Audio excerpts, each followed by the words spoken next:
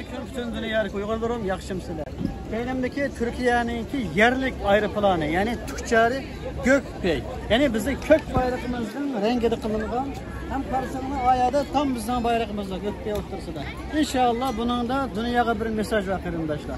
Allah kalırsa bana bu şunda Türkçalarımız, hücum aeroplanlarımız oldu. Tecavüzcü Xitay vatanımız Şerif Türkistan'da yok oldu. Bunun için bütün Uygur cenevilen, meli bilen güreş kılışka toğruk yürü arkadaşlar.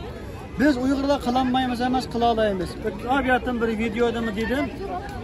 1948'de tecavüzcü Xitayla bana bu şunda Türkçar'dan bizdeki Şarkı Türkistan Cumhuriyeti'nin kuruluşu liderlerimizi, komandalarımızı düşürüp Rusya ile bir suikast kılıp hani şunu da kılış arkalık vatanımızı işgal kıygan karındaşlar.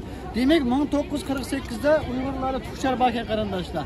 Biz Allah kalırsa vatanımız müstakil bolsa bunun deyken nurgun işlerini kılıp bütün dünyanın ki adı mütekkitimiz inşallah.